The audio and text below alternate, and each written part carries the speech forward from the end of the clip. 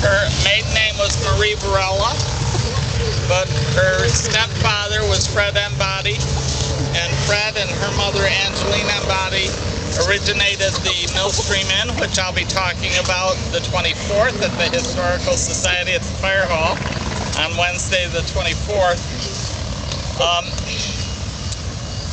Her stepfather and mother originated the Millstream Inn, which there's some wonderful ghost stories about the Millstream Inn, which I will tell then, close to Halloween.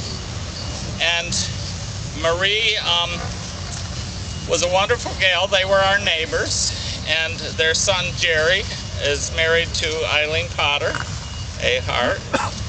Ralph was in his 50s when he had an infection that went to his brain and took his life. And he struggled with that for quite a while, and almost like a stroke condition.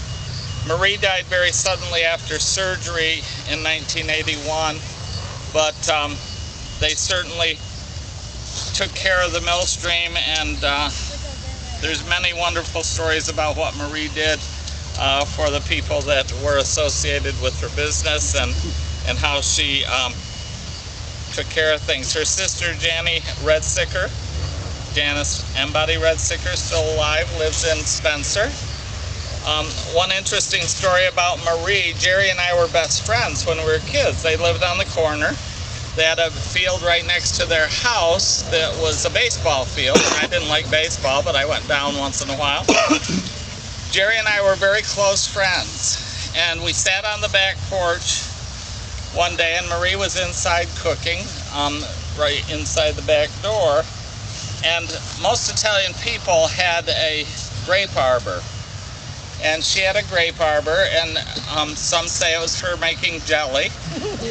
Some say it was for making other things. And, so the grapes were Concord grapes, those beautiful, deep, delicious purple grapes, but they were green.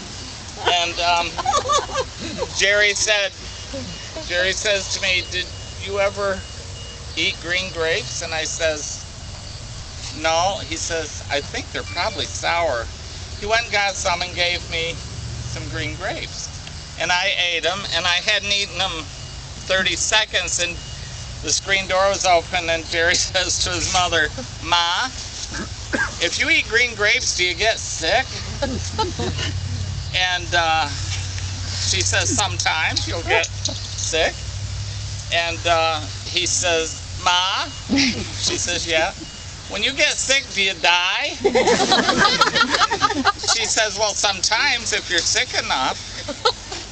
Jerry looked right at me with this dead stare in his eyes, and he says, "You're gonna die." So I ran home and threw myself on the couch and said to my mother, "No use, Ma, I'm gonna die."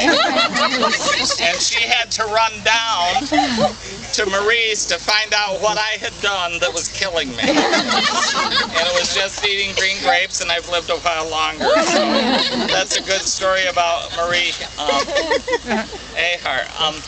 Right there is C.B. McCune, Charles Benjamin McCune.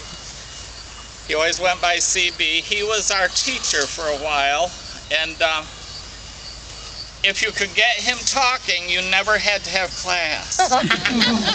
He would tell about his adventures, and he always sat, and he had thinning hair, and he would be Susan and Johnny Tompkins' stepfather. He was married to, his second wife was Mary McCune, that is right next to the bed and breakfast.